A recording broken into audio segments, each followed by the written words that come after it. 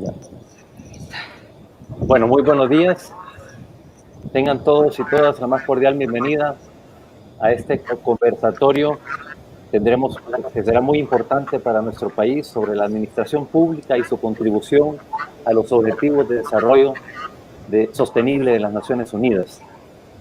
Quiero recordarles que cuando hablamos de objetivos de desarrollo sostenible nos referimos justamente a la Agenda 2030 que fue aprobada por los Estados miembros de la ONU, entre ellos nuestro país, y que se comprometieron, entre otras cosas, a erradicar la pobreza, a disminuir las desigualdades, a enfrentar el cambio climático, en fin, a poder llevar un mundo nuevo con prosperidad y con desarrollo a la humanidad.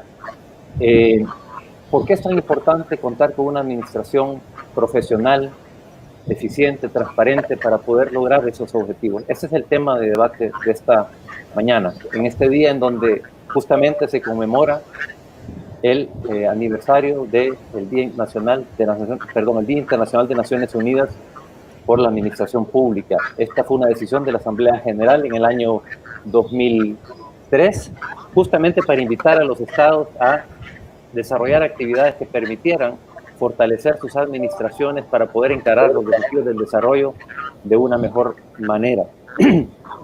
Para abordar ese tema, tenemos a un panel de lujo con nosotros. Yo quisiera presentárselos.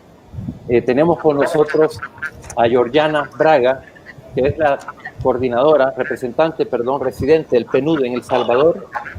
Bienvenida, Georgiana. Está con nosotros también Ana Elena Badía, representante residente de ONU Mujeres en El Salvador. Bienvenida, Ana Elena. Francisco Velázquez, secretario general del CLAD, que es el organismo referente a nivel iberoamericano sobre administración pública. Claudia Omaña, representante del equipo impulsor de la reforma a la función pública. Y el rector de la UCA, el padre Andreu Oliva. Sean todos bienvenidos. Quiero decirles que cuando nosotros decidimos organizar esta actividad, fue hace varios meses, no teníamos ni nos imaginábamos que íbamos a vivir una crisis como la que hemos atravesado últimamente con la pandemia del COVID-19, que pone de relieve aún más la necesidad de contar con una administración profesional para poder hacer un manejo adecuado de la crisis. Y por eso queremos, antes de comenzar, en primer lugar, pues rendir homenaje a las personas víctimas del COVID, aquellos empleados públicos que han fallecido en primera línea, a médicos, enfermeras, a policías, a soldados, en fin, y también a todo el personal público que está trabajando todavía para poder brindar y continuar dando servicios a la ciudadanía. Queremos reconocer esa labor y al mismo tiempo también aprovechar para hacer un llamado a las autoridades a brindar todos los sistemas, todas las herramientas y sistemas de protección necesarios para que nuestros empleados públicos puedan desarrollar sus funciones en condiciones óptimas. El evento está dividido en tres partes. En un primer lugar, vamos a tener una presentación de nuestros panelistas que van a responder a la pregunta: ¿por qué es tan importante una administración profesional, transparente, eficiente para poder alcanzar los objetivos de desarrollo de Naciones Unidas? Habrá un segundo bloque de preguntas y al final daremos lectura a las preguntas de nuestra audiencia. Les agradecería si pueden indicar la persona a quien dirigen la pregunta, su nombre y la institución a la que representa para que se nos facilite a la hora de poder dar respuesta a sus interrogantes. Antes de comenzar, quisiera darle la palabra al rector de la Universidad Católica, al padre Andreu Oliva, que va a inaugurar este evento y va a dar un mensaje importante para todos ustedes. Muchas gracias, José Antonio. Quiero saludar a los que nos acompañan en este panel, a Georgiana Braga, a Ana Elena Badilla, a Claudia Omaña, a Francisco Velázquez. Gracias por estar aquí con nosotros esta mañana y por los aportes que nos van a hacer a lo largo de este conversatorio. Pero yo quisiera, en primer lugar, mostrar nuestra adhesión a la celebración al Día Internacional de la Administración Pública, tal como ya ha dicho José Antonio, en dos aspectos. Por un lado, agradecer a los funcionarios públicos por todo el trabajo, por su servicio diario a favor de los ciudadanos. Y especialmente en esta ocasión creo yo que es justo agradecer en estos tiempos de pandemia, de COVID-19, a todos aquellos hombres y mujeres que han estado, como lo ha dicho José Antonio, en la primera línea y que lo siguen estando, ¿verdad? En las áreas de la salud, de la policía, de la Fuerza Armada y de diversos servicios del Estado que pues están dedicados por entero a combatir el virus, a luchar para salvar las vidas de miles de personas en nuestro país y en el mundo entero. Y también, en segundo lugar, para poner de relevancia la importancia de una administración pública eficaz y eficiente. Y especialmente aquí en El Salvador, trabajar para que tengamos cada día una mejor administración pública que pueda contribuir a los servicios que los ciudadanos necesitan para lograr un desarrollo sostenible. La administración pública hace referencia a todas aquellas acciones que realiza el Estado para proveer los servicios a los ciudadanos, para posibilitar el funcionamiento del Estado y de sus distintas organizaciones, incluyendo la inversión pública, la ejecución de los programas públicos, la regulación normativa, el fomento y la inversión en innovación, la orientación de la economía, también la fiscalización del cumplimiento de las distintas normativas. Y todo ello tiene un fin orientado al bien común, a la justicia social, al bienestar de la población entera, al goce de los derechos ciudadanos y también al cumplimiento de los deberes ciudadanos. La administración pública tiene que tener como objetivo principal el desarrollo socioeconómico y sustentable de un país, del país al que sirve y la población a la que debe servir. A mí me parece, y creo que esto ha quedado muy evidente en estos últimos tiempos, que hay tres aspectos claves en la gestión y administración pública. En primer lugar, la inclusión o la universalización. Los servicios que debe ofrecer un Estado son para todos. Deben alcanzar por igual a toda la sociedad. Nadie puede quedar excluido de esos servicios y tampoco nadie puede quedarse atrás, como nos dice la Agenda 2030. Otro aspecto muy importante de la administración pública tiene que ser la transparencia. Todo aquello que hace el Estado debe ser conocido por todos, debe poder ser escrutado por todos los ciudadanos, ¿verdad? Debe haber lo que llamamos un gobierno abierto, que supone la transparencia, la participación y la colaboración de la ciudadanía. Y otro aspecto importante es la eficacia y la eficiencia de la administración pública. Por un lado, el cuidado de los recursos. Los recursos que tienen los estados son escasos, pero además es que son recursos de los ciudadanos y son del pueblo y para el pueblo, y por ello deben utilizarse de la forma más eficiente y eficaz. La administración pública debe funcionar bien, debe ser ágil, debe resolver en tiempos razonables y debe ofrecer los más altos niveles de calidad en beneficio de la ciudadanía. La pandemia del COVID-19 nos ha mostrado la realidad de nuestras sociedades y nos ha mostrado cuán frágiles son esas sociedades y también cuán frágiles son algunos de los sistemas que conforman el Estado. En concreto, se ha mostrado la debilidad de los sistemas de salud que no han sido capaces, ¿verdad?, de responder adecuadamente a esta pandemia, o lo han tenido que hacer con una gran generosidad, con mucho estrés, en condiciones muchas veces demasiado riesgosas. Pero no solamente los servicios de salud, sino también otros servicios que ofrece el Estado se han visto afectados por la pandemia porque no han podido adaptarse a una nueva manera de ofrecer estos servicios, como es a través de la tecnología. Han colapsado hospitales, han dejado a muchas personas afuera ha faltado la confianza de los ciudadanos en los servicios de salud estatal, pero también han dejado de funcionar otros servicios que son importantes, como la justicia, como trámites legales que no se han podido hacer aquí en El Salvador durante varios meses, la obtención, por ejemplo, de certificados, de constancias, de diferentes documentos, ha sido imposible durante varios meses y todavía no sabemos cuándo será posible en algunos casos.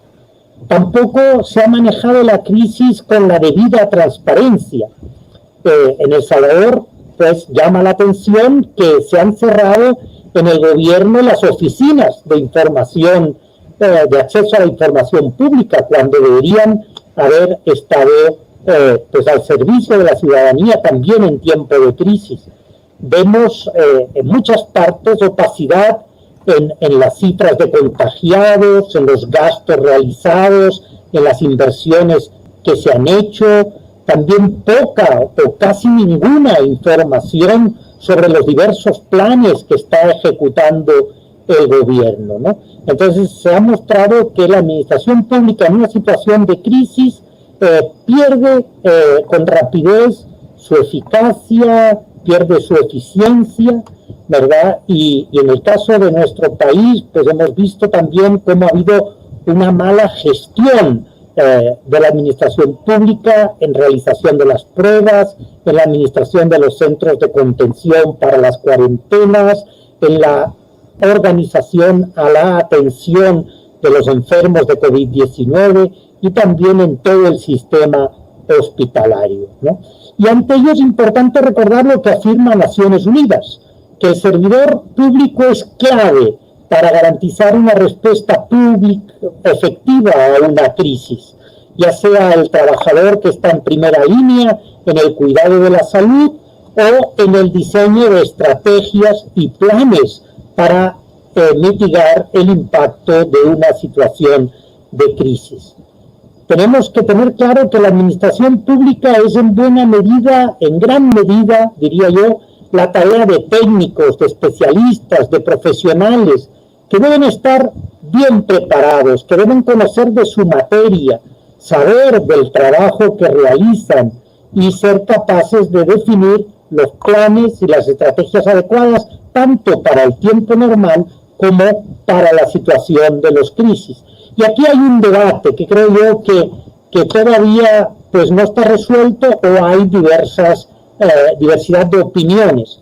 Los políticos suelen en estas situaciones de crisis tomar un papel protagónico y muchas veces toman sus decisiones sin contar precisamente con estos funcionarios que saben de su trabajo, que conocen de su materia y los hacen a un lado y se toman las decisiones más por razones políticas que por razones técnicas y científicas, y entonces las cosas no funcionan como deben funcionar, ¿verdad? Hay que delimitar hasta dónde deben intervenir los funcionarios y hasta dónde deben intervenir los políticos en la búsqueda de soluciones a estas crisis, y yo creo que es bueno que haya un nivel de autonomía de los funcionarios, porque ellos son los expertos que conocen muchas veces lo que hay que hacer muchísimo mejor que cualquier político, ¿no? Por otro lado, la administración pública es la piedra angular del trabajo de los gobiernos y juega un papel esencial en la mejora de la vida de las personas, en la calidad de vida ciudadana, ¿verdad?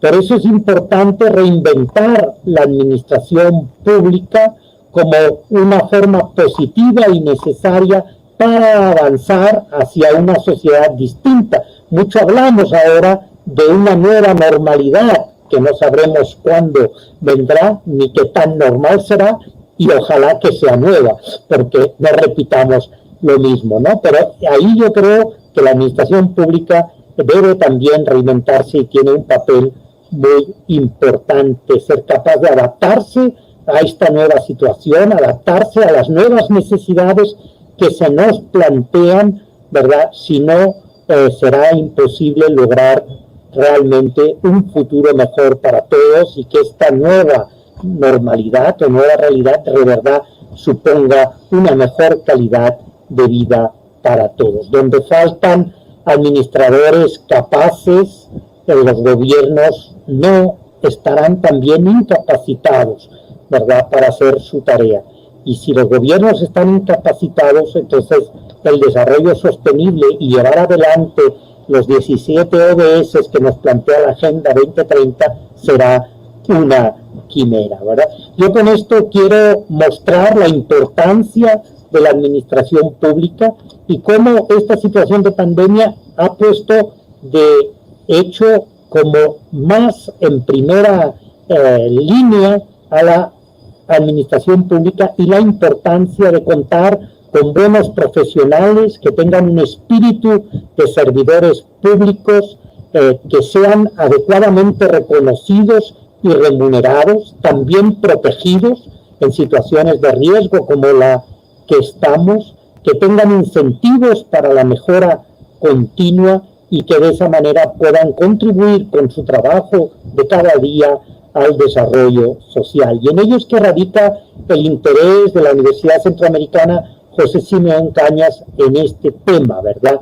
En que la administración pública esté al servicio de la población, busque responder a las necesidades de la población de la mejor manera y de esta forma pues tengamos una sociedad con un mayor bienestar para todos y todas.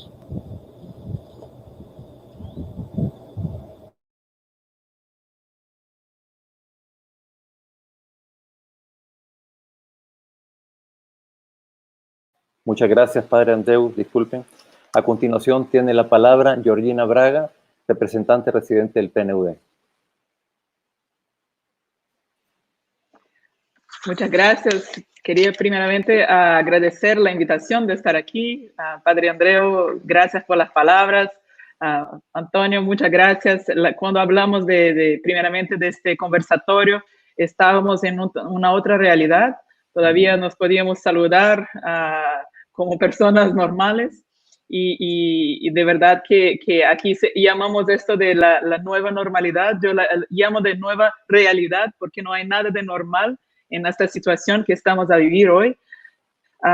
Pero de verdad que es muy importante que hablemos sobre temas muy específicos porque justamente el tema de la administración pública está en el centro de una reconstrucción de un futuro mejor.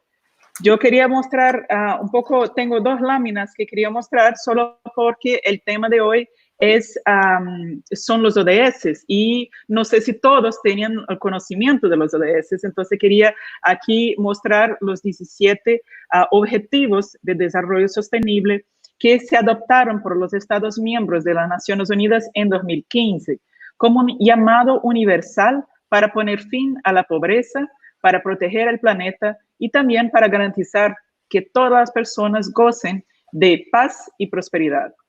La meta, como sabemos, es de alcanzar estos objetivos para el año 2030. Por eso llamamos de la Agenda 2030, de la Agenda 2030, y seguimos ahí con estos objetivos de la Agenda 2030. Entonces, siguiendo esta promesa de no dejar a nadie atrás, los países han comprometido a acelerar el progreso para aquellos más atrasados.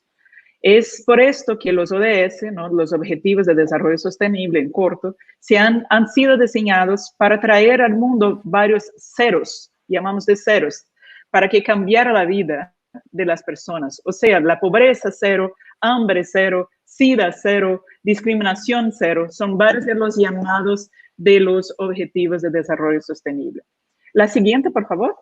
O soy yo que tengo que pasar, yo creo. Aquí. La siguiente. Esta. Me gusta mostrar un poco los objetivos como la rueda, porque no podemos olvidar que los objetivos están integrados y no son independientes. Y también reconocen que las intervenciones en una área afectará el resultado de la otra área y que también se debe de equilibrar la sostenibilidad medioambiental, económica y social. También me gusta poner esta foto de los jóvenes, porque jóvenes, estudiantes, personas que trabajan, que están ingresando también en la función pública, van a ser el centro de un futuro mejor con el alcance también de los objetivos de desarrollo sostenible.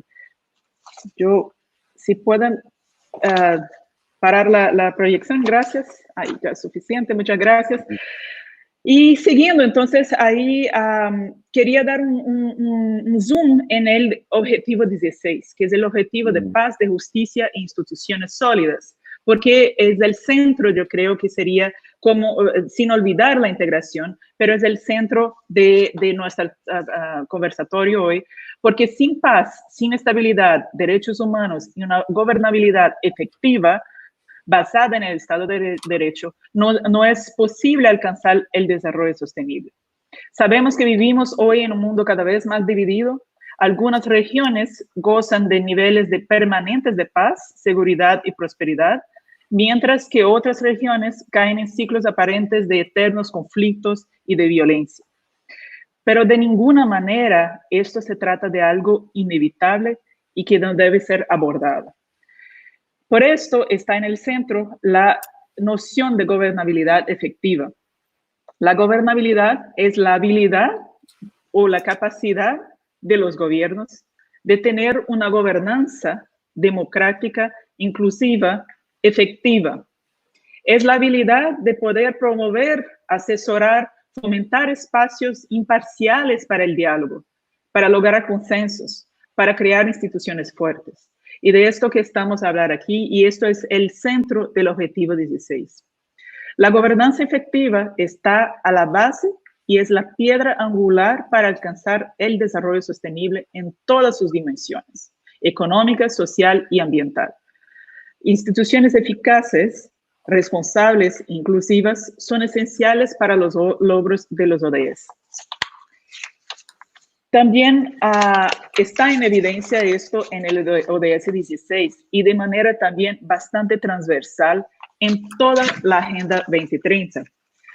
Mi colega Ana Elena, que está aquí, que saludo y saluda a todos los que están en el panel también, va a hablar muy específicamente sobre la parte y la inclusión de las mujeres. Entonces va a dar un zoom también en los objetivos de desarrollo sostenible efectivos en relación a género.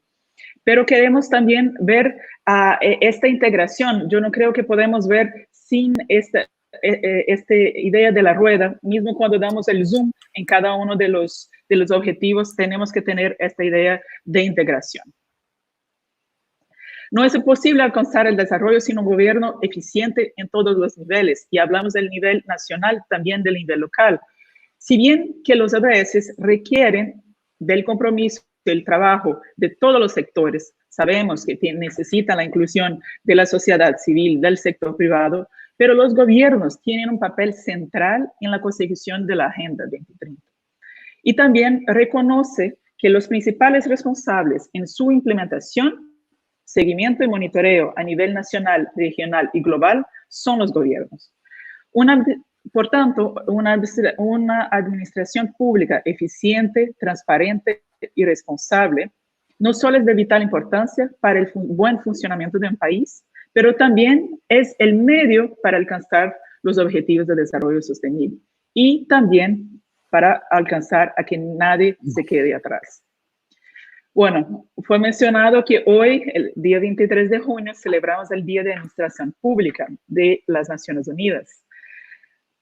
Y este día resalta entonces el valor y la virtud del servicio público para la comunidad. Destaca también la contribución del servicio público en el proceso de desarrollo. Destaca también y reconoce el trabajo de los servidores públicos y alienta a los jóvenes a seguir carreras en el sector público. Este año, como fue mencionado, la conmemoración se enfoca en honrar los servidores públicos en la respuesta a la pandemia de COVID-19. Desde los trabajadores de atención médica de primera línea, funcionarios de salud pública, hasta los maestros, y felicitaciones por el Día del Maestro, ¿no? Que acabamos de celebrar, los trabajadores también de saneamiento, los funcionarios de bienestar social, los servidores públicos que desempeñan un rol invaluable en la vida cotidiana para las personas y que en particular durante estos tiempos de crisis severas como la pandemia de COVID-2019 están en primera línea, expuestos y con bastante nivel de riesgo también. La Agenda 2030 y los ODS conllevan a un nuevo paradigma en la organización de la administración pública. Y yo creo que también este es un punto central en esta conversación, que tenemos que coordinar una nueva estructura. Al ser una agenda multidimensional, interrelacionada, requiere, por tanto, un trabajo integrado entre agencias gubernamentales y distintos niveles de gobierno. El Informe Global del Sector Público de 2018 señaló que la integración de políticas es fundamental para el cumplimiento de la Agenda 2030, señalando que la integración se refiere a el manejo en el diseño de políticas de temas interconectados que trascienden las delimitaciones de las áreas y políticas establecidas y que no corresponden con las responsabilidades institucionales de departamentos individuales. Lo que quiere decir es que hay dos tipos de integración: la integración horizontal y la integración vertical. En otras palabras, la Agenda 2030 requiere esta integración porque no es posible pretender que los ODS se pueden cumplir de manera independiente de cada uno de sus objetivos y cada uno de sus metas. La integración horizontal, es decir, que es la integración entre los sectores e instituciones. Esta integración horizontal efectiva entre sectores es fundamental para abordar la naturaleza interconectada de los ODS. En este tipo de integración es necesario superar los límites sectoriales, gubernamental, social, privado. En la integración vertical se refiere a los mecanismos que contribuyen a coordinar e integrar estrategias y políticas de desarrollo sostenibles a través de los distintos niveles del gobierno. Los esfuerzos de integración vertical se buscan a crear sinergias a través de distintos niveles y ahí está el nudo o el centro, que es la eficiencia, que es vital para el logro de los objetivos. La integración, las dos formas de integración requieren encontrar de manera a promover la cooperación y también la adopción de estrategias comunes entre instituciones que trabajan en temas estrechamente relacionados. Bueno, esto se puede hacer mediante marcos institucionales adecuados, procedimientos de la administración pública bien definidos, mecanismos, arreglos presupuestarios y recursos. Y todos ellos son una característica de una administración pública profesional, que también es un tema que me imagino que Claudia va a tocar bastante aquí enseguida. Y finalmente, el punto crucial para el fortalecimiento democrático que el padre Andreu mencionó con fuerza es la confianza de los ciudadanos. Esta confianza está normalmente basada en los contactos directos que el ciudadano tiene con la administración pública. Normalmente el contacto directo será con la policía, con los médicos, con los profesores o con la persona que está por detrás de la ventanilla. Esto es el punto de entrada para los ciudadanos de la función pública. Y esta confianza, o que se puede llamar en inglés de accountability, también es la fuente de legitimidad de estos servicios. Es de ahí donde la transparencia se hace un valor relevante y profundo. Con transparencia se puede explicar y entender mejor cómo se resuelven, por ejemplo, los dilemas o que llamamos los trade-offs para avanzar en los ODS. Los trade-offs quiere decir por qué se privilegia una meta sobre otra, por qué una va primero, la otra es después. También se conocen, o por la transparencia se debe conocer, los valores que guían las asignaciones de recursos. Por lo tanto, la transparencia y la profesionalización son fundamentales para conocer el avance en el cumplimiento de la agenda, pues difícilmente tienen pues difícilmente se puede tener un sistema de monitoreo y evaluación que es crucial para conocer el avance en la Agenda 2030 sin transparencia y profesionalización. Y ahora, en este momento, vemos grandes lecciones que podemos aprender en esta pandemia de COVID y de la importancia de promover un gobierno abierto, con instituciones inclusivas que aseguren la participación en la toma de decisiones. También promover las soluciones digitales para modernizar los servicios básicos. Aquí estamos todos conectados de forma virtual. Muchos de los servicios hoy no se puede hacer de forma virtual y por esto no están disponibles para la población. También garantizar el acceso de la población a todos los servicios es muy importante, sumamente importante en un momento de emergencia. La eficiencia de la respuesta gubernamental es sumamente importante también en un momento de crisis como estamos viviendo. Y estamos a ver también que la presión de una crisis es los países que se han conseguido responder de una forma más positiva, más rápida, son los que ya tenían una estructura mejor, transparente, coordinada en niveles horizontal y vertical. Entonces, solo para completar, hoy más que nunca el trabajo articulado de las instituciones y la innovación deben estar en el centro del servicio público. Quería decir también que contar con el PNUD aquí en el país para toda la implementación. Tenemos muchos años de experiencia de trabajar con los países en la administración pública, en la modernización, en transparencia, en diálogo, y todos estos son puntos que podemos hablar un poquito más enseguida. Muchas gracias. Muchas gracias, Georgiana. Tiene la palabra Ana Elena Badilla. Ella es la representante residente de ONU Mujeres en El Salvador. Muchas gracias, Antonio. Muy buenos días a todas las personas que nos acompañan esta mañana en esta importante reflexión. Es un gusto y un honor compartir el panel con todos ustedes. Y quisiera responder a la pregunta que Antonio nos hacía, ¿por qué es importante contar con una administración pública transparente y eficiente? Hay muchas respuestas que podemos dar a esta pregunta. Y yo quisiera posicionarme desde el análisis de la democracia más en general. Si entendemos por democracia el gobierno de las mayorías, ¿verdad? La historia nos ha demostrado que en realidad, en muchos casos, los gobiernos, a pesar de que se llamen democráticos, no son los gobiernos de la mayoría, ¿verdad? Y una prueba de eso es la exclusión sistemática de muchos sectores de la población dentro de los gobiernos en general. Por eso, desde ONU Mujeres y siguiendo la Agenda de Desarrollo Sostenible, a la cual ya hacía referencia, y muy particularmente al objetivo número 5, que es el objetivo sobre igualdad de género y el de las mujeres.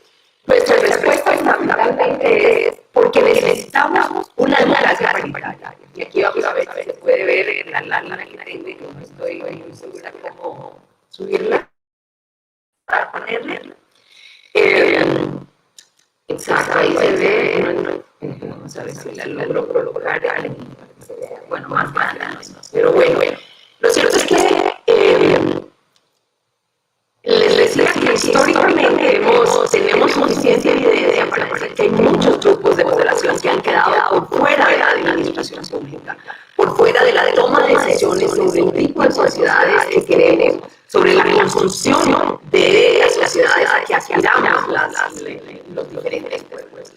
Y uno de los grupos que ha quedado excluido de esa toma de decisiones han sido justamente las mujeres, ¿verdad? Por eso es que nosotros hoy planteamos, a las mujeres se plantea la necesidad de avanzar hacia lo que nosotros llamamos la construcción de una democracia paritaria. ¿Qué es democracia paritaria? En el año 2015, el Parlamento adoptó una norma marco, así le llamó la norma marco sobre la democracia paritaria, que es una norma que espera incidir o influir en las normas nacionales que adopten los diversos parlamentos en la región. Ana Elena, disculpa un momento, hay problemas con el sonido. Me están indicando que no se escucha realmente lo que estás planteando. No sé si todos tienen el mismo problema. Me están sugiriendo del centro de formación que si se pudiera reiniciar porque no se escucha. Ah, qué pena. No sé. Ajá. Yo lo que sugeriría, si podemos, si tú pudieras reiniciar el aparato para resolver ese problema, y mientras tanto tal vez continuamos con otro colega, porque sí no se escucha, se escucha muy, muy mal. Ya, pero, ok, está bien. Voy a desconectar y reinicio. Mientras tanto pueden avanzar. Y podemos avanzar, ¿verdad? Bueno, disculpa, pero sí, vamos a perdernos esa Ok, muy cantidad de bien. información importante que nos estás dando. Bueno, Sí. entonces vamos a continuar con Claudio Maña, representante del equipo impulsor de la reforma a la función pública, mientras Ana Elena puede resolver el problema técnico que tiene. Muy buenos días, gracias por la invitación que me hacen y que asumo como parte del equipo impulsor de la reforma a la función pública. Gracias al padre Andreu y también al resto de panelistas, porque, bueno, el ángulo que me gustaría abordar y es la contribución que estaríamos haciendo como equipo impulsor para responder a la pregunta que nos hacía José Antonio de, bueno, ¿y esto por qué es importante?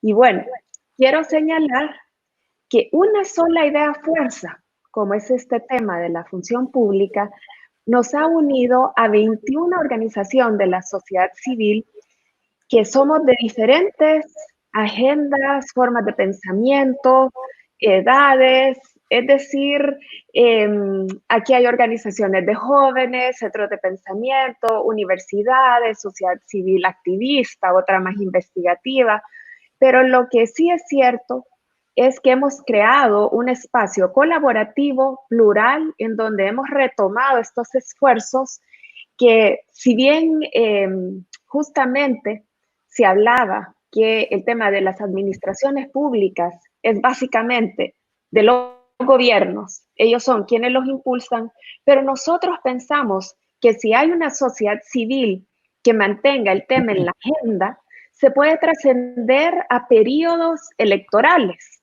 porque luego de 23 años de esfuerzos nacionales e internacionales, en El Salvador seguimos con unas deficiencias en la calidad del servicio público verdaderamente preocupantes.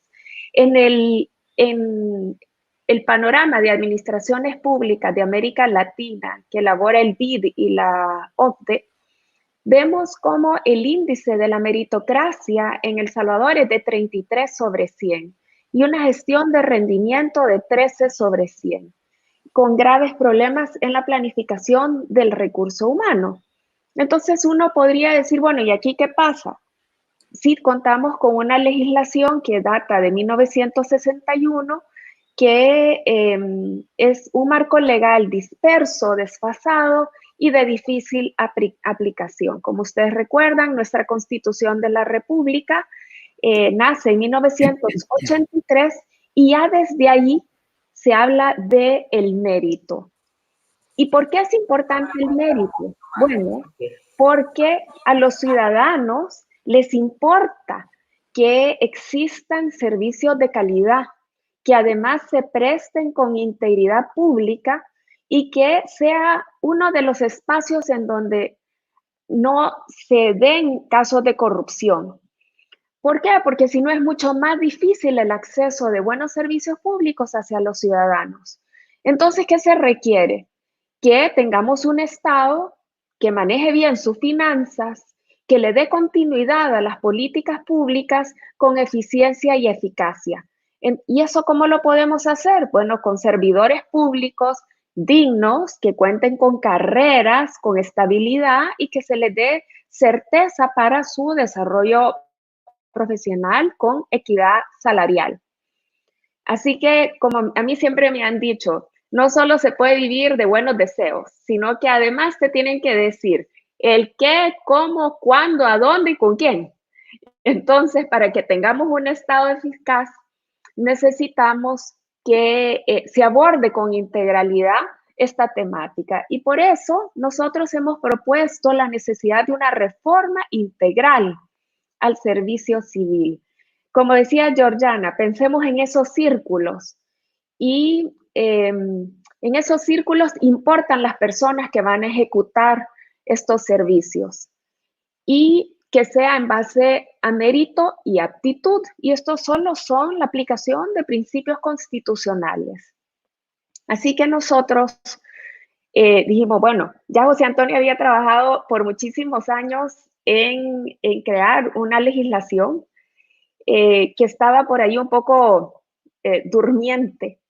Entonces pensamos, bueno, nosotros no vamos a empezar de la nada, sino que vamos a tener como punto de partida la discusión del proyecto del servicio público. Y lo que hicimos fue revisarla y generar propuestas de mejora. ¿En qué áreas nosotros dijimos hay que hacer mejoras? Pues en el ámbito de aplicación de la ley, porque tiene que ser un marco aplicable para toda la administración pública. Como decían ahora, no solo vertical y horizontal. Quiere decir, en el ejecutivo, en el legislativo, en el judicial, nosotros queremos que exista como un derecho sombría para que todos se rijan por los mismos principios, y no como ahora que hay una cantidad de leyes especiales, luego el tema municipal, entonces la cobertura es muy dispersa. Además, creemos que no solo se trata de contar con una nueva ley, sino que se propone la creación de un ente rector con una sólida estructura institucional. Nosotros creemos que las instituciones importan y que para que una buena política pública se pueda implementar, se requiere que esta rectoría tenga la capacidad política, técnica, presupuestaria y también de generación de coordinación adentro de la administración pública. Además, se propone la creación de una verdadera carrera administrativa para el ingreso, la retención y la dignificación de los servidores públicos.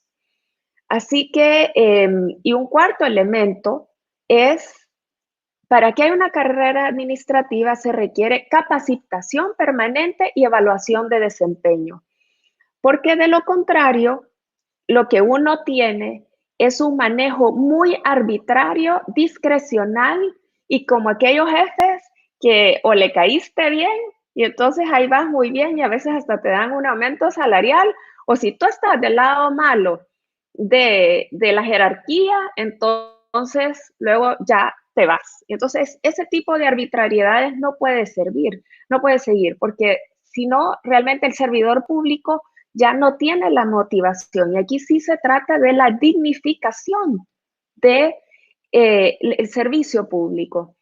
Ahora, también nosotros no dijimos, miren, esto no se trata de cambiar toda una forma de hacer las cosas de la noche a la mañana, sino que dijimos, hagamos una transición ordenada y que se salvaguarden los derechos de los servidores públicos. Pero eso sí, también debemos hablar con todos, y eso hemos estado haciendo. Hemos hablado con sindicatos, con los políticos, con la Asamblea Legislativa, con el Ejecutivo, y en nuestra propuesta decíamos, miren, con 2 años de transición para que se entiendan las reglas, pero luego todos se tienen que someter a esta nueva forma de comprender el tema. ¿Y por qué importa? Bueno, es que se requiere de una buena gobernanza y para eso debe de haber una voluntad política y se requiere de un liderazgo efectivo con una visión de largo plazo. Lo que hemos visto a través de las décadas es que los gobiernos a veces se relacionan con el aparato estatal para generar una red a veces de apoyos o también de clientelismo. Y eso lo que hace es que al final es un daño a la capacidad de respuesta para atender las necesidades más sentidas de todos los salvadoreños. Y además se pierde la continuidad de buenas políticas públicas, se desaprovechan las ventanas de oportunidad para hacer reformas, modernizar los sistemas, como ahora el tema de la digitalización, pero todo, como lo decía el padre Andreu, en ese marco de transparencia y rendición de cuentas. Entonces, en esta gobernanza tenemos que romper los paradigmas que existen en este momento, porque estamos nosotros proponiendo pasar de un sistema que de facto no funciona, es muy enredado, es como una maraña de leyes, normas, pero además de prácticas no sanas, y pasar para una nueva visión de jure, que ya no solo en la ley, sino que también en su aplicación podamos tener los elementos que son una buena formación de recursos humanos, la profesionalización, la regulación de estas prácticas profesionales y también un mercado ya de todos los servidores, o sea, que se entienda en esa globalidad. Y entonces, solo les quiero contar algo antes de terminar mis palabras. ¿A dónde estamos en este momento? O sea, porque cuando se celebran estos días cúspides, uno dice, bueno, ¿y a dónde estamos? ¿Y hoy qué hacemos? Entonces, el equipo impulsor lo que tiene que hacer, o sea, que hace, es que mantiene el dedo sobre la llaga, porque lo que tenemos es bastante resiliencia. Cuando vemos una oportunidad, la aprovechamos. Y ahora es un excelente momento, porque tenemos un gobierno todavía nuevo, porque apenas va cumpliendo un año, y entonces se está dando cuenta que el manejo del aparato estatal tiene una serie de complejidades. Entonces, tal vez exista algún apetito para una reforma importante, no para parches, porque a veces también nos decimos, miren, si de repente nos van a salir que una ley que retome todos los viejos vicios y que además no haya un buen ente rector, pues entonces lo más probable es que mejor quedémonos como estamos, pero eso no puede ser. Y tenemos la oportunidad de elecciones legislativas el otro año, entonces, cuando hay el fin de una legislatura, los diputados dicen, bueno, ahora quiero dejar un legado. Así que es un momento espectacular para que los diputados dejen un legado de una nueva ley del servicio público y también para que todas aquellas personas que están corriendo para alcaldes, alcaldesas, diputados y diputadas que puedan efectivamente retomar esto como una de sus banderas y así proponer no solo estas grandes ideas, sino que cómo se ejecutan con buenas políticas públicas y servidores que puedan acompañar cualquier propuesta, porque gobernar no es solo estar dando ideas sueltas, sino que vuelvo al tema, que nos contesten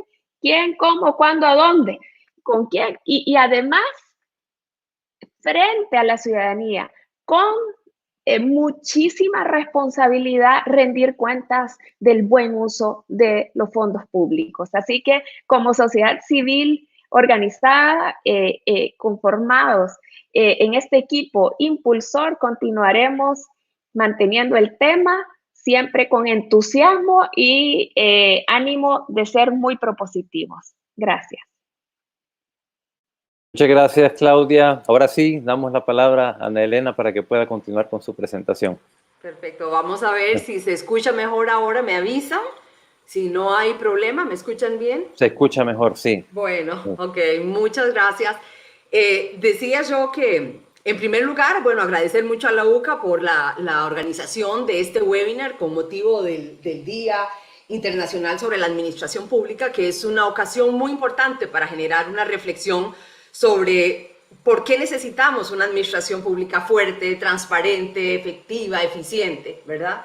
Y yo, para responder a esta pregunta que nos hacía Antonio, quisiera decir que para nosotras, desde la perspectiva de la Agenda de Desarrollo Sostenible y muy particularmente del objetivo número 5 sobre igualdad de género y empoderamiento de las mujeres, es fundamental colocar la necesidad de fortalecer las democracias. Necesitamos también una administración pública fuerte, transparente, sólida, que contribuya a fortalecer la democracia. Y fortalecer la democracia en los países pasa por garantizar la participación de todos los sectores de la sociedad dentro del gobierno y dentro de la administración pública en general. ¿Por qué lo planteo? Bueno, porque decía también que hay diferentes sectores de la sociedad que han quedado históricamente por fuera de la administración pública, por fuera del Estado, por fuera del diseño de la sociedad a la que aspiramos tener en los diferentes pueblos.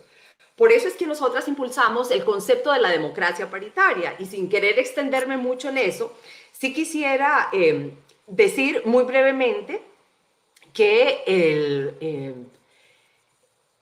en el año 2015, el Par Latino adoptó una norma marco sobre democracia paritaria en la que define la democracia paritaria como un modelo de democracia en el que la igualdad sustantiva y la paridad entre mujeres y hombres son los ejes centrales, los ejes vertebradores de las transformaciones que impulsa un Estado que podamos considerar responsable e inclusivo.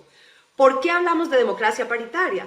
Porque las mujeres, a pesar de ser en muchas sociedades la mitad de la población, y en el caso de El Salvador particularmente son más de la mitad de la población, en El Salvador las mujeres conforman el 53% de la población, han quedado por fuera históricamente de la participación en la toma de decisiones. En El Salvador no hemos tenido hasta la fecha una mujer presidenta.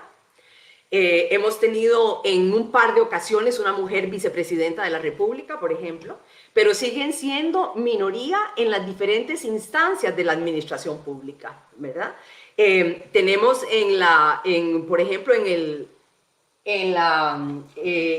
actualmente, el gobierno actual cuando entró, el presidente se comprometió con la conformación de un gabinete paritario, lo cual dejó a El Salvador al lado de algunas de las más fuertes democracias del mundo, al lado de España, al lado de Canadá, de Costa Rica y de otros países que también habían conformado gabinetes paritarios. Y así lo hizo este presidente, que no tenía en su fórmula presidencial una mujer. Los partidos de oposición, oposición, que postularon también para las elecciones, tenían una papeleta mixta, donde el candidato a la presidencia era un hombre y la candidata a la vicepresidencia una mujer. El partido que está actualmente en el poder tenía una papeleta conformada por 2 hombres, pero creo que de alguna manera, con la intención de compensar eso, el presidente se comprometió con impulsar un gabinete paritario y así lo hizo. De un gabinete ministerial de 16 personas, nombró 8 mujeres y 8 hombres como ministros. Sin embargo, lo cual fue bastante bien, ¿verdad?, recibido, no solo por el movimiento de mujeres, sino por la comunidad internacional también, porque era un país que se sumaba, como decía, a otras democracias que han impulsado la paridad también. Sin embargo, hace un par de meses, lamentablemente, hubo una remoción en un ministerio de la ministra de Salud y ella fue reemplazada por un hombre que era el viceministro de Salud. Así que ahora otra vez quedamos de nuevo con un gabinete con una mayoría masculina. Pero ¿por qué es importante contar también con una democracia paritaria entendida no solo como números, ¿verdad? No solo vista desde el punto de vista cuantitativo, que tengamos igual cantidad de mujeres y hombres, sino desde un punto de vista cualitativo, como les decía, que hablemos de una igualdad sustantiva, donde realmente la toma de decisiones en la administración pública, no solo dentro del gobierno central, entendiendo administración pública en su sentido más amplio, ¿verdad? En donde también entran en juego el poder ejecutivo, el poder legislativo, el poder judicial, las diferentes instancias que componen un Estado. Necesitamos fortalecer la democracia paritaria, quizá a través de lo que podríamos llamar un nuevo contrato social, ¿verdad? Un nuevo contrato social que permita realmente la participación igualitaria de las mujeres en la toma de decisiones, aspirando a lograr el Objetivo de Desarrollo Sostenible número 5, que es el objetivo específico sobre igualdad de género y empoderamiento de las mujeres.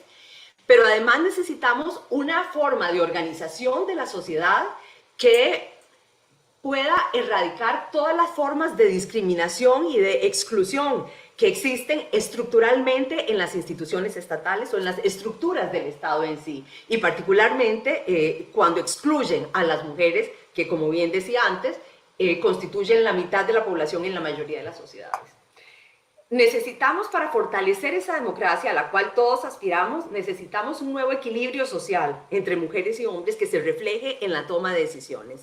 y todavía hoy eso no lo hemos alcanzado. Quisiera dar rápidamente algunos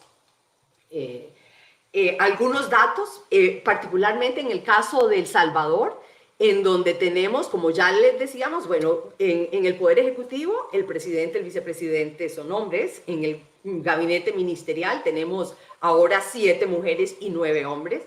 En la Asamblea Legislativa tenemos un 30% de mujeres. Tenemos 26 mujeres de un total de 84 diputaciones. El Código Electoral de El Salvador tiene actualmente la cuota del 30%. Digamos que hoy en día el sistema de cuotas está algo superado, ¿verdad? La discusión sobre las cuotas de participación política como una medida de acción afirmativa que permite el derecho internacional se empezaron a adoptar en los países hace unos 30 años, ¿verdad? Alrededor de los años 90 empezaron, sobre todo acá en América Latina, a impulsarse sistemas de cuotas para fortalecer la participación de las mujeres en la administración pública, porque justamente se estaba observando que mediante los procesos normales de participación en los partidos políticos y en las elecciones gubernamentales, las mujeres no estaban siendo electas. Si ya de por sí conquistar el voto fue una lucha del siglo pasado, del movimiento de mujeres, todavía hoy en día ejercer el voto para muchas mujeres es una limitación. Hay limitaciones fuertes para que las mujeres puedan todavía hoy en día, en pleno siglo XXI, aunque parezca increíble, muchas mujeres no pueden ejercer aún el voto por diferentes razones y en muchos casos porque sus parejas o sus maridos se los impiden. Y más aún, salir electas en posiciones de decisión sigue siendo todavía difícil. En los gobiernos locales ni se diga, el promedio de mujeres alcaldesas en América Latina es de un 13% y en el caso de El Salvador tenemos un 11% de mujeres alcaldesas. Hay un número mayor de mujeres síndicas y regidoras, pero en su mayoría ocupan puestos de suplencias, igual que en la Asamblea Legislativa. A pesar de que tenemos 26 diputadas propietarias, la mayoría de las diputadas, como 49 mujeres, siguen siendo diputadas suplentes. Y lo mismo ocurre en el Poder Judicial. Todavía el número de mujeres magistradas sigue siendo menor y las mujeres que ocupan puestos de juezas y jefaturas importantes dentro del Poder Judicial sigue siendo bajo. ¿Cuál es el problema de esto? Como antes decía, más allá de lo cuantitativo, el tema es que si queremos una sociedad realmente democrática, tenemos que integrar las visiones de las mujeres y los hombres conjuntamente en el diseño de las sociedades que queremos. Por lo tanto, para fortalecer esa democracia a la que aspiramos, necesitamos una plena participación de mujeres y hombres. Y todavía hoy, quizá me puedo referir a eso un poco más adelante, existen barreras estructurales para que las mujeres puedan participar de los partidos políticos, puedan participar de las instancias de decisión, puedan ser electas en elecciones libres y democráticas, pero también que puedan ser designadas en posiciones de representación. Y algunas de las principales limitaciones que las mujeres enfrentan para poder acceder a esos cargos están la falta de recursos económicos, porque se requiere dinero para participar en procesos electorales, la falta no de capacidades, pero sí de oportunidades de participación para poder generar la experiencia. Muchísimas veces los principales dirigentes políticos de los países se forman a lo largo de un proceso que inicia como dirigentes locales, en gobiernos municipales, y van creciendo en participación o incluso en asociaciones comunitarias en su comunidad, y ahí va creciendo su experiencia, lo cual le va generando también a lo largo del tiempo los contactos necesarios, el conocimiento necesario y la experiencia necesaria para poder llegar a acceder a puestos de decisión del más alto nivel. Entonces, en esas oportunidades no siempre la tienen las mujeres. Y la recarga del trabajo doméstico y el trabajo reproductivo que pesa sobre las mujeres limita la participación que ellas pueden tener en el espacio público y en el trabajo productivo también. Así que necesitamos, para tener esta administración pública, cambiar, como decía al inicio, este contrato social y empezar a generar las condiciones que permitan que las mujeres puedan adquirir la experiencia y el conocimiento necesario para poder llegar a ser parte plena y equitativa de una administración pública que contribuya a crear un mejor gobierno y a fortalecer la democracia en nuestros países. Muchas gracias, Ana Elena. Bueno, ahora vamos a dar la palabra a Francisco Velázquez. Él es el secretario general del Centro Latinoamericano de Administración al Desarrollo, CLAD, que como dije anteriormente, pues aglutina a todos los ministerios de Administración Pública de Iberoamérica o direcciones de Servicio Civil, todas las entidades responsables en esta materia. Así es que vamos a escuchar pues con mucha atención tu presentación, Francisco, sobre este tema. Muchas gracias, José Antonio Morales. Muchas gracias a todos los colegas y las colegas que me acompañan o nos acompañamos aquí en esta webinar, que ya empieza a ser un poquito larga. Y yo lo entiendo por las personas que nos están escuchando.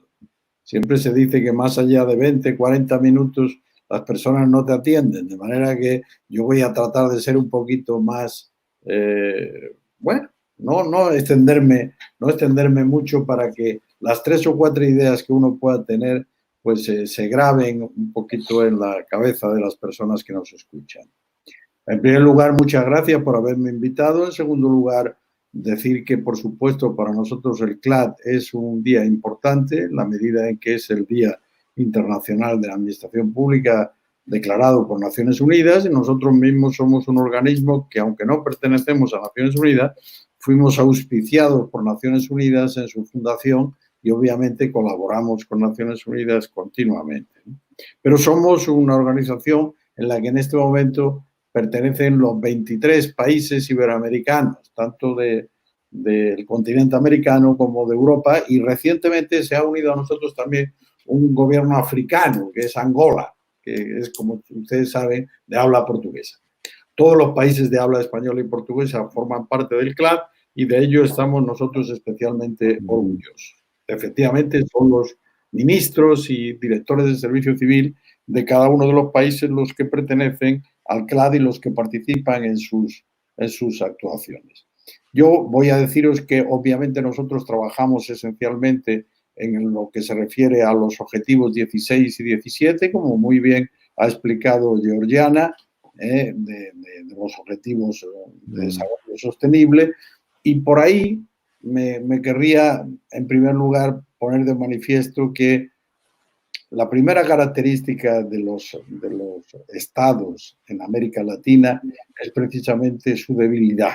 Y esto es lo que genera muchos de los problemas que todos ustedes han estado señalando desde el punto de vista de la función pública, también desde el punto de vista de la incorporación de la mujer a los puestos de responsabilidad, o desde el punto de vista de la eficacia y la eficiencia de las políticas públicas. Por ejemplo, el gasto público en los estados en América Latina es aproximadamente del 31% frente al 41, y pico, casi el 42% de la media de los países de la OCDE. Es decir, son 10 puntos menos de gasto público, lo que genera obviamente que los servicios públicos son más reducidos, son más pequeños. Y esto no ya comparándolo con los que están a la cabeza del pelotón, como pueden ser Noruega, Suecia o los países escandinavos, ¿no? Donde a veces el gasto público incluso ha llegado a superar el 60%. Sí, pero la media es del 40%, más del 40%, frente a una América Latina que estamos en el 31%. Por tanto, debilidad de los estados. Y los gastos de inversión en estos estados pues no llegan al 5% frente a casi un 8% en la media de los países de la OCDE. Y esto se refleja también porque hay insuficientes recursos humanos. Los estados son pequeños, en definitiva. Son pequeños y, por tanto, los recursos humanos pequeños, servicios públicos pequeños. Esta es la verdad. Y esto se ha demostrado de forma absolutamente escandalosa, o se está demostrando en el ámbito de la pandemia, del COVID-19, que así como en todo el mundo los estados han sido insuficientes, los servicios de salud, los servicios sanitarios han sido pequeños en todo el mundo, en América se está demostrando de una forma mucho más radical. Y por tanto, este es uno de los elementos que nosotros, cuando señalamos cómo vamos a salir de esta pandemia y cómo debemos construir los estados del futuro, nuestro planteamiento es que hay que fortalecerlos, hay que invertir más y que tienen que ser más potentes, tienen que ser más fuertes. Por tanto, hay una insuficiencia de recursos humanos y hay una insuficiencia incluso en la que hay que tener en cuenta, lo ha dicho antes el Andreu Oliva, el rector, en que fíjense cómo no solo han sido los médicos, no solo han sido los enfermeros y enfermeras, sino también los trabajadores modestos, los trabajadores de los servicios públicos básicos, los trabajadores del agua, de la luz, los trabajadores de la limpieza, los trabajadores de la alimentación, los cajeros y cajeras de los supermercados, los que han mantenido y han hecho posible y están haciendo posible que durante esta pandemia los ciudadanos puedan vivir. Por tanto, a todos ellos, digamos, hay que felicitar, pero hay que también honrar. Y honrar significa tener servicios públicos más poderosos, más potentes, más fortalecidos y, en definitiva, también tener el número suficiente de personas de manera tal que, como ha ocurrido en muchos de los países, muchos de ellos han caído enfermos por esta pandemia. Hay que tener número suficiente de personas, aunque solo sea para sustituir a las personas que tienen en su momento dificultades sanitarias. La debilidad de la infraestructura logística de nuestros estados es una realidad y, por tanto, debemos estar preparados para lo que dicen algunos de los expertos, donde dicen que habrá más pandemias. Ojalá no las haya, ojalá se equivoquen, pero si las hubiere, nuestros estados deben estar suficientemente preparados. Tenemos que tener, como decía Claudia Omaña hace un rato, una función pública profesional. Tenemos que, en algunos países existe un poquito, no existe suficientemente, porque la tónica general es la tónica de algunos, lo que se llama las islas de profesionalidad. En algunos lugares hay un cierto número de funcionarios y funcionarias profesionales, pero en la mayoría de los casos lo que hay son personas que se adhieren o que al Estado, que entran en el Estado en una administración pública determinada, en una administración política de un presidente determinado, y que luego, transcurridos pocos años, la abandonan precisamente cuando empiezan a ser expertos en la política pública correspondiente. Y así generamos de nuevo esta especie de rueda de la fortuna que muchas veces no consigue que los ciudadanos estén suficientemente contentos en relación con lo que debe ser una función pública profesional, y que precisamente ahora cumplimos 100 años del fallecimiento de Max Weber. Max Weber, que fue el gran teórico, como todos ustedes conocen, de la burocracia y de la formación de una función pública profesional para que preste un servicio público en condiciones racionales, modernas. Precisamente en relación con este tema nos dará mañana una conferencia en la webinar del CLAD, a la que les invito el profesor Luis Aguilar, probablemente uno de los expertos latinoamericanos más importantes en materia de política pública, función pública y en particular en el pensamiento de Max Weber. De manera que, tras esta introducción y muchas de las ideas que comparto, que todos ustedes han señalado, simplemente me queda decirles que tenemos retos y desafíos en nuestras administraciones públicas inmediatamente después de la pandemia o incluso dentro de la pandemia. La primera es el fortalecimiento de las instituciones. Nuestras instituciones son pequeñas, tienen que ser más grandes, tienen que ser con más funcionarios y funcionarias públicas, porque estoy absolutamente de acuerdo con lo que ha planteado Ana Elena Badilla en relación con la incorporación de la mujer en la administración pública.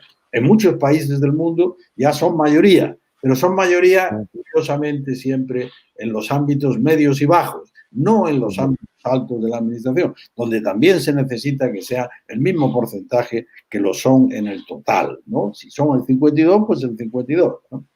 Y quiero decir con ello que esas instituciones tienen que fortalecerse en función pública profesional, tienen que fortalecerse en gasto público profesional, tienen que fortalecerse en estructuras administrativas que continúen, que el tiempo no las amilane, no las estrelle, no las elimine, sino que continúen siendo estas administraciones públicas, estas estructuras que van cumpliendo las políticas públicas. Uno de los elementos más negativos que tienen muchos de nuestros estados es precisamente que los proyectos, las políticas públicas se mueren con el propio presidente cuando el presidente cambia. No, las políticas públicas tienen que ser de todo. Por eso es una gran iniciativa esta que habéis tomado tanto Tono Morales como Claudio Umaña en el sentido de una función pública profesional que debe ser consensuada por todos los partidos políticos, de manera tal que no cuando venga la siguiente administración pública mandemos a la calle a los funcionarios públicos que ya conocen cómo se funciona y que han sido seleccionados y deben ser seleccionados por mérito y capacidad. Por tanto, buena suerte a esta función pública de El Salvador. Ya se lo dije personalmente cuando estuvimos allí y en algún caso, incluso en administraciones anteriores, he impulsado y sigo impulsando, seguimos impulsando en el CLAD este tipo de medidas. Segundo aspecto que es importante, la mejora del funcionamiento institucional. No podemos pedir más gasto público y un funcionamiento irregular. No podemos pedir más gasto público, más inversión y una mayor corrupción, sino que tenemos que conseguir que las administraciones públicas funcionen mejor. Por tanto, que el funcionamiento institucional, de acuerdo con lo que persiguen también los objetivos de desarrollo sostenible, sea adecuado, sea de manera más o menos satisfactoria para los funcionarios y también para los ciudadanos. Quiero decir con ello que recuperar la confianza de los ciudadanos es uno de los elementos esenciales. Fíjense que a pesar de todas las dificultades, los funcionarios han actuado bien y también han actuado bien los ciudadanos. Los ciudadanos se han confinado, los ciudadanos han cumplido la normativa de los diversos estados, los funcionarios han puesto y los ciudadanos se han puesto sus mascarillas, han guardado las distancias correspondientes y, en definitiva, han cumplido la normativa. Pero ahora, cuando termine la pandemia, el funcionamiento de las administraciones públicas tiene que ser suficientemente veloz, rápido, activo y transparente para que los ciudadanos confíen más en estas administraciones públicas. Y el último reto que yo creo que debemos también señalar de las administraciones públicas es el reto de la cuarta revolución industrial. La cuarta revolución industrial está aquí. Por tanto, vamos a tener expedientes digitales, por tanto, tenemos ya en algunos casos algoritmos que nos solucionan los expedientes, vamos a tener robots, vamos a tener todo tipo, digamos, de ayudas externas que, en definitiva, van a ser de forma automatizada. Y esta forma automatizada tiene algún elemento que puede ser relativamente negativo en cuanto pueda tener dificultades de empleo determinadas personas que ahora desarrollan estas labores automatizables, pero también, como es una característica también de la historia, las revoluciones industriales al principio han perdido personal, pero lo han ganado de forma inmediata. Recuerden, todos y cada uno de ustedes, porque lo conocen, las luchas, lo que se llamó el maquinismo, ya en el siglo XVIII y XIX, la lucha de los trabajadores contra las máquinas que, bueno, finalmente, sin embargo, el empleo subsistió. También ocurrirá algo de esta naturaleza. Y la cuarta revolución industrial también digitalizará los expedientes. Y al digitalizar los expedientes impedirá muchas de las actuaciones irregulares dentro de las administraciones públicas, porque se solventarán de una forma automática. Y esperemos que eso sea bueno para la propia sociedad. Y, por tanto, lo que planteamos en el CLAD es una administración innovadora, con funcionarios y funcionarias profesionales, que utilice las tecnologías de la información y las comunicaciones de forma sistemática, y no solo en algunas unidades, que participe, que haga la participación con ciudadanos, con las empresas que tienen ideas especiales, ideas que pueden solucionar los problemas, que planifique y ejecute las políticas públicas y no solo aquellas políticas públicas correspondientes a un mandato presidencial, sino políticas públicas consensuadas, políticas públicas que sean políticas de Estado, que se apropie de lo que llamamos la creatividad ciudadana, es decir, no solo que tenga el conocimiento de los propios funcionarios y funcionarias profesionales, sino que también se apropie de lo que los ciudadanos le propongan. Y finalmente que practique la gobernanza. La gobernanza significa gobernar con transparencia, gobernar con ética y gobernar con rendición de cuentas, de forma tal que todo ello nos lleve a una sociedad y a una administración pública donde los ciudadanos procuren o puedan incluso ser algo más felices que en la actualidad. Gracias. Muchas gracias, Francisco. Bueno, yo creo que los desafíos están claramente planteados. Ha habido coincidencia entre todos ustedes en que requerimos realmente de administraciones profesionales, eficientes, eficaces, cercanas a la población, inclusivas, paritarias, como decía Ana Elena, que puedan ser capaces de brindar servicios adecuados a la población, atender las necesidades de la población con prontitud, con calidad, ¿verdad? Y en condiciones de equidad y de igualdad. Estamos todavía lejos de esa tarea, como ustedes lo han planteado. Claudia mencionaba los grandes esfuerzos que se han venido haciendo en el país por parte del Grupo Impulsor para tener un nuevo marco legal que permita realmente el desarrollo de la carrera administrativa, que permita realmente el ingreso por mérito, la retención del personal. Ha sido tradición en nuestro país que cada cambio de gobierno, a veces ni siquiera tiene que cambiar el gobierno, cambia el ministro para que las personas salgan porque ya no son de la confianza política del titular. Y de esa manera una sociedad no puede conservar su memoria, no puede realmente acumular experiencias, conocimientos para enfrentar no solo los desafíos normales que representa el desarrollo, sino enfrentar situaciones de emergencia como las que estamos viviendo ahora. La Carta Iberoamericana, Francisco, en su introducción establece justamente de que aquellos países que han logrado profesionalizar sus administraciones son los que logran mejores resultados en su desarrollo económico y social, mejores éxitos en su lucha contra la corrupción, ¿verdad? Y alcanzan mayores niveles de confianza con sus ciudadanos, porque esta es una deuda pendiente de años y realmente el país tiene que dar ese salto. En el año 2006, el BID nos decía, en el caso de El Salvador, que la politización era tan fuerte de la administración pública que no se lograba crear un servicio civil profesional y no podía garantizarse la atracción y retención de personal competente. Creo que ese es un problema que todavía persiste, no solo en nuestro país, en países de la región también, y que tenemos que no solo reflexionar, sino tomar acciones que permitan que El Salvador se dote de una administración que lo pueda conducir al cumplimiento de los objetivos de desarrollo, en un ambiente de colaboración, como decía Georgiana. Creo que el ODS 17 es clave, ¿verdad? Se necesita la colaboración del gobierno, un trabajo coordinado con sociedad civil, con el mundo académico, con los científicos, con la empresa privada, ¿verdad? Generar ese ambiente de gobernabilidad creo que es fundamental porque la confrontación que actualmente vivimos en nuestro país creo que puede ser el principal enemigo para que El Salvador pueda avanzar y dar resultados en el mediano plazo en el logro de estos objetivos.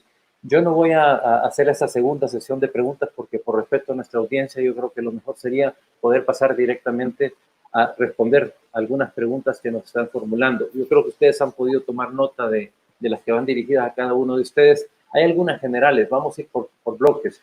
Hay algunas preguntas generales que nos están enviando. Por ejemplo, dice Hilda Quintanilla, ¿cómo podemos fortalecer el gobierno abierto en la región para mejorar los servicios públicos, tener más transparencia y rendición de cuentas por parte de la administración pública?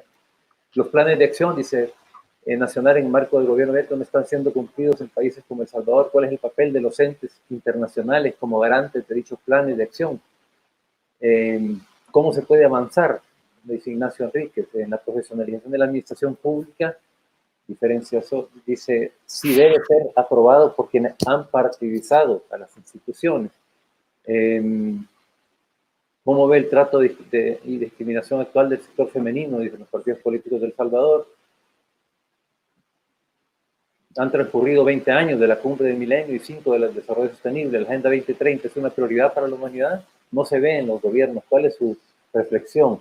Y hay algunas preguntas que van dirigidas a cada uno. Al padre Andreu, se necesita más prevención. Dice, ¿cómo dar prioridad a la primera infancia y los flagelos que padecen, las prioridades de la sociedad humana? Dice, preguntas para Georgiana, la Agenda 2030 no está en las prioridades de los gobiernos en sus distintos niveles, tampoco las organizaciones claves de la sociedad. ¿Cómo revertir este panorama? Para Claudio Imaña, ¿qué significa el EIR, el equipo de reforma de la función pública. ¿A qué clase de reformas se refiere a decir una nueva visión, dice, ¿verdad? En fin, y hay otras preguntas que no están todavía acá ordenadas, pero yo quisiera pues aprovechar este espacio como para poder dar respuesta a estas preguntas generales, a estas inquietudes, y que al mismo tiempo, si ustedes han podido retomar otras que van dirigidas a su persona, que aprovechemos porque el tiempo está en contra nuestra, tenemos ya poco tiempo para concluir. Entonces les daría la palabra a cada uno de ustedes. Por favor, Padre Andreu, si pudiera darnos una reflexión sobre esto. Bueno, yo diría que en el caso de El Salvador, por ejemplo, la prioridad a la primera infancia no ha existido en los años anteriores, ¿verdad? Ha habido un descuido muy grande de la primera infancia, y ahí es donde es necesaria la inclusión, porque ¿qué primera infancia ha podido tener acceso a una formación, a adquirir aquellas habilidades y competencias que se adquieren en esos primeros años de la vida? Pues la primera infancia que ha tenido posibilidades de llevar a su hijo a una guardería, etcétera, ¿no? Hay una política pública ahora en El Salvador sobre la primera infancia, que es que todas las organizaciones que tengan más de 100 empleados, de 100 trabajadores, tendrán que tener un centro para los hijos e hijas de los trabajadores, un centro de atención y cuidado, donde se podría dar este desarrollo para la primera infancia. Pero nos encontramos que todavía no se ha reglamentado como esto debe ser, la ley se ha atrasado debido precisamente a la pandemia, pero en el mismo Ministerio de Educación, Ciencia y Tecnología, pues falta fortalecer esa área para la primera infancia, ¿no? Ahí es donde vemos la necesidad de que crezca la administración pública, en concreto para la primera infancia, y de las políticas públicas adecuadas, y se dé la atención requerida a la primera infancia, y de esa manera pues haya una mayor inclusión de la primera infancia en el sistema educativo público nacional, ¿no? Yo creo que es muy importante el trabajo que tenemos que hacer la academia para contribuir a fortalecer la administración pública, ¿verdad?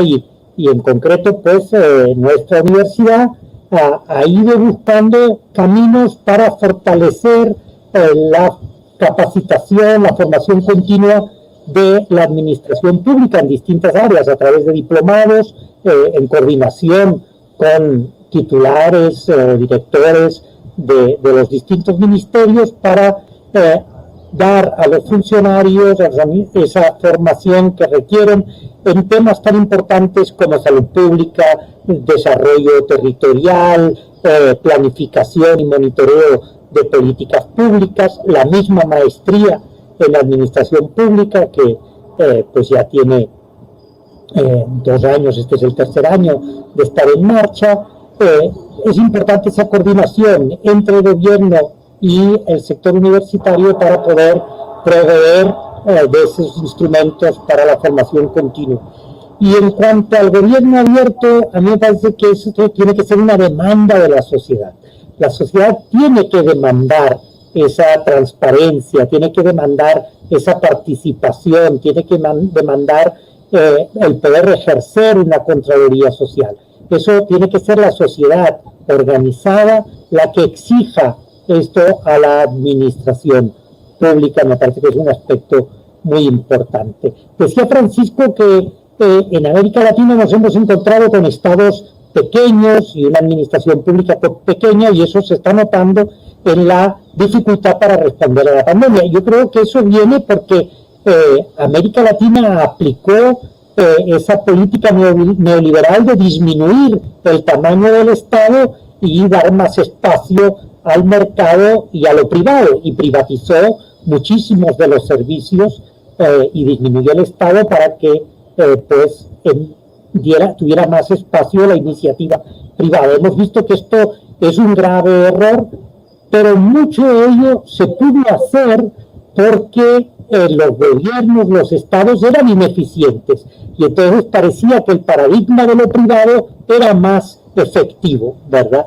Entonces, por eso es importante esas reformas que necesitamos hacer en la administración pública para que la administración pública tenga como sello la calidad, la eficiencia y la eficacia, y entonces nadie va a pedir la privatización de los servicios públicos ni la disminución del tamaño del Estado, sino todo lo contrario. Muchas gracias, Padre Andreu. Georgiana Braga. Muchas gracias. Son muchas las preguntas. Quería reaccionar entonces así en bloque. Bueno, yo creo que empezar con esta crisis del COVID que estamos impactados en este momento. Por la primera vez desde 1990 estamos a ver el índice de desarrollo humano revertir. Siempre y con las crisis, por ejemplo, la crisis de 2008, lo índice bajó, pero estaba subiendo, estaba mejorando el desarrollo humano. Este año vamos a ver, y no tenemos proyecciones malas, y aún están a decir que van a ser peor que las proyecciones que tenemos, es que el índice de desarrollo humano va a bajar y va a empeorar. Y en esto impacta, entonces, claro, en la agenda y en el alcance de la Agenda 2030, cómo estamos planteando y cómo los estados han firmado, los compromisos y las demandas que los estados han firmado. Reaccionando a un punto de Francisco que decía, habrá otras epidemias o habrá otras pandemias. Ya tenemos otras epidemias, tenemos otras pandemias y que no son visibilizadas porque quizás impactan personas las más dejadas atrás. Tenemos 2 millones de niños o de personas que mueren de diarrea todos los años, 1.5 millones de personas que mueren de tuberculosis, 1 millón de personas que mueren de SIDA o de enfermedades relacionadas a SIDA. Tenemos medio millón de personas que mueren de malaria todos los años.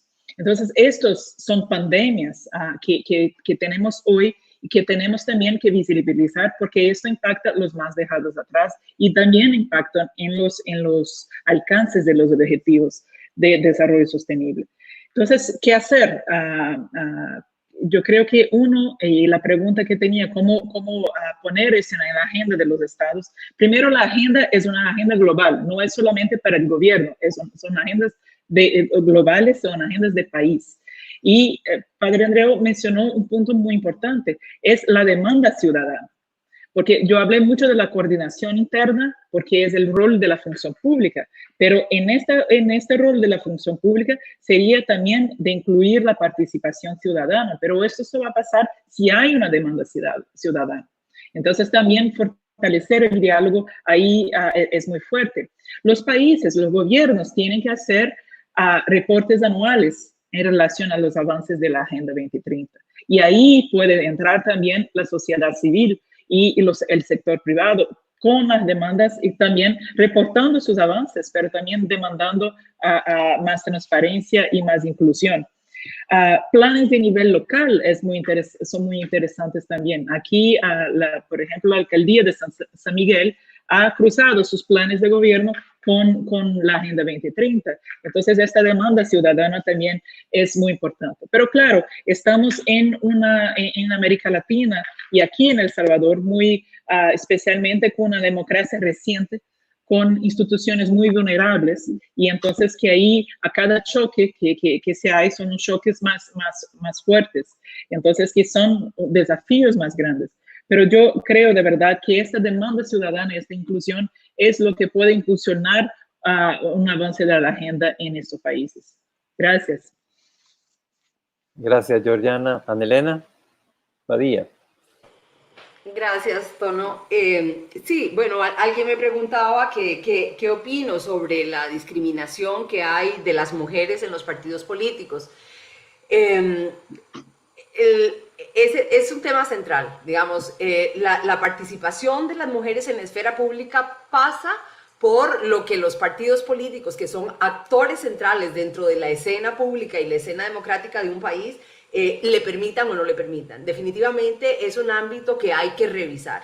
Cuando nosotros hablamos también de fortalecer la democracia paritaria, creemos que esto pasa necesariamente por revisar la normativa de los partidos políticos. Definitivamente los partidos políticos tienen que abrir sus normas para facilitar la participación de las mujeres en las instancias internas de los partidos, pero también en las papeletas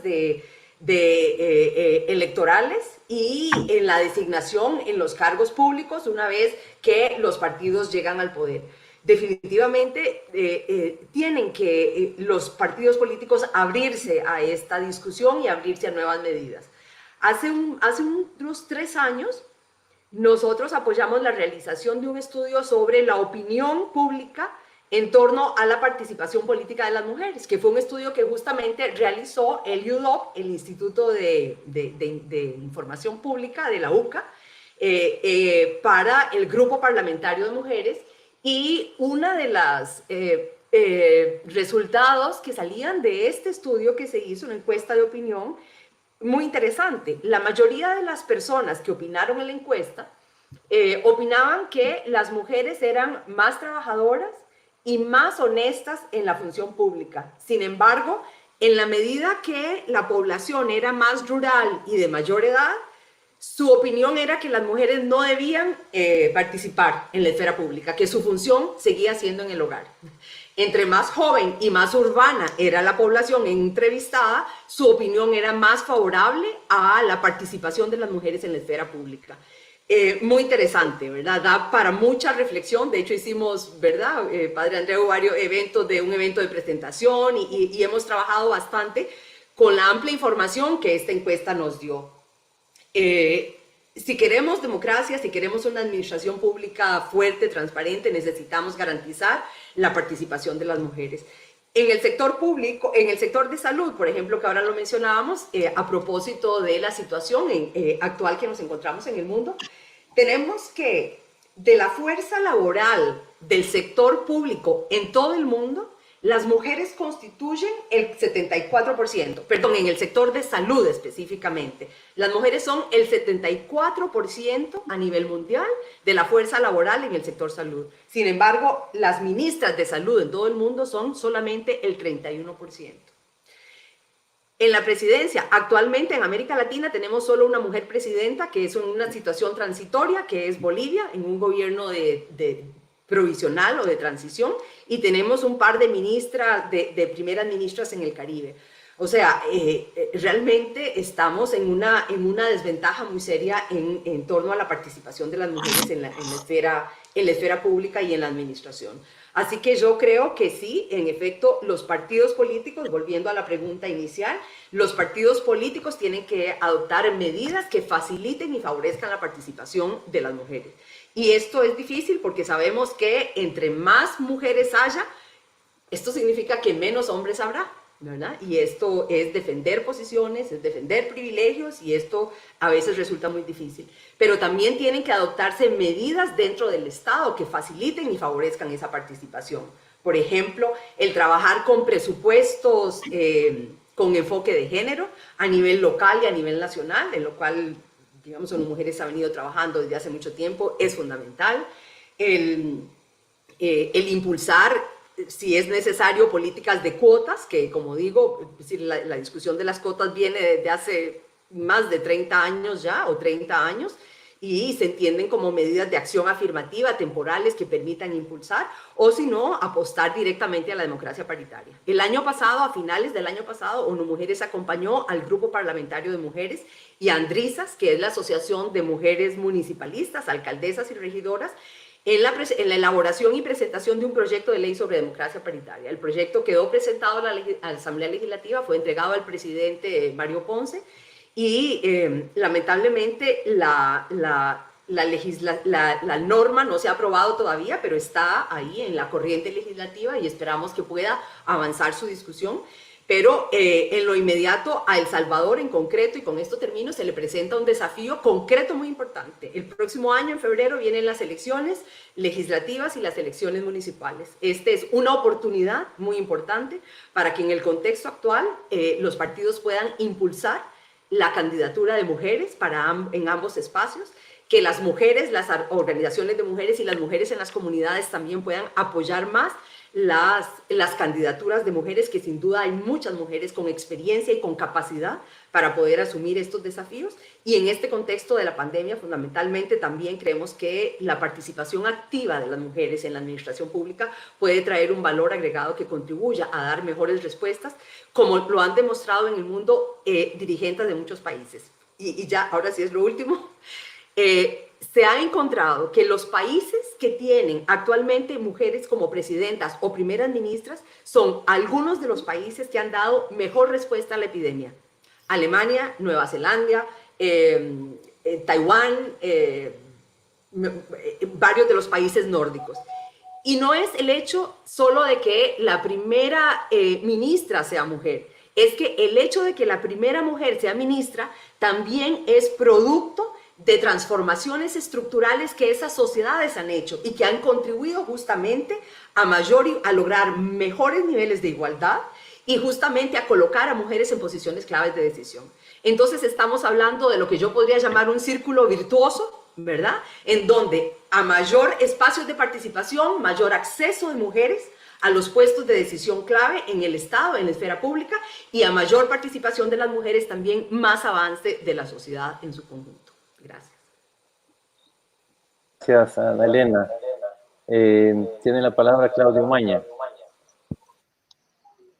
Sí, a mí me hacían algunas preguntas alrededor de nuestra organización, de que somos, ¿qué es esto del EIRP? Y sí, disculpas, es ese acrónimo que utilizamos porque somos el equipo impulsor de la reforma a la función pública, un gran nombre, y encima luego estamos apoyando a la ley del servicio público. Pero bueno, somos un grupo, como decía, de 21 organizaciones de diferentes pensamientos, trabajamos en temas muy distintos, pero unidos alrededor de un servicio de calidad. Y me decían, bueno, ¿y cuál es esta nueva visión?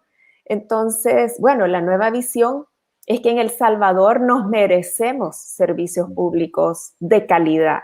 Y parece un contrasentido, porque no tiene nada de nuevo. Tendría de nuevo que en El Salvador transitáramos hasta tener este Estado eficiente que nos merecemos después de de décadas desde la firma de los acuerdos de paz. Pero sí, yo creo que era una pregunta que luego me dejó pensando. Es que no tiene nada de nuevo, ¿verdad? O sea, pareciera que este es uno de los presupuestos básicos de la democracia, porque estos temas empezaron a hablar cuando hice las investigaciones desde tiempos de Confucio. En China se entraba a un sistema de méritos muy fuerte, porque hasta para construir esa gran muralla no iban a contratar a gente que desordenada, que no supiera de planificación, de orden, de presupuestos. Luego en Grecia, en Roma, se abordaba este tema ya de maneras muy serias. Entonces no quiero decir de que sea nuevo en sí mismo, sino que nuevo el enfoque. Porque algo que se ha hablado aquí es, miren, este tema lo venimos llevando desde hace 23 años, pero la Constitución nos llama a una reflexión de mérito, y los países que no entremos con una agenda muy decidida en este tema, sencillamente vamos a quedar atrás, un poco por lo que decía Francisco. Viene la cuarta revolución industrial, viene la digitalización, y por lo tanto los ciudadanos cada día quieren un Estado que les resuelva con mucha más inmediatez. ¿Por qué? Porque es la era de la aceleración. Y cuando nosotros no logramos dar servicios de calidad a los ciudadanos, todos los días estamos perdiendo ese encanto por la democracia, porque luego vienen personas que ofrecen que te lo solucionan así al chasquido de un dedo, pero eso pasa siempre por la arbitrariedad. Nosotros creemos en procesos que sean mucho más maduros, que tengan fases, que trasciendan gobiernos, y que entonces no vivamos en disyuntivas que también ya son de otras épocas. Me gustó como Ana Elena decía, mire, este tema de las cuotas pues ya no es nada innovador, o sea, lo vienen usando hace 30 años. tener estados que funcionan, pues un tema milenario que decían, mire, a mí no me importa si el gato es blanco o negro, lo que me importa es que case. Entonces, eso es lo que ahora sentimos, de que nuestro grupo lo que pretende es poner en la agenda pública, porque ya nos dimos cuenta que los políticos este tema les encanta cuando critican al otro, pero luego cuando ya se trata de aplicarlo, de volver con rigor, de hacer contrataciones por mérito, ay, pues siempre hay alguien más a quien recomendar.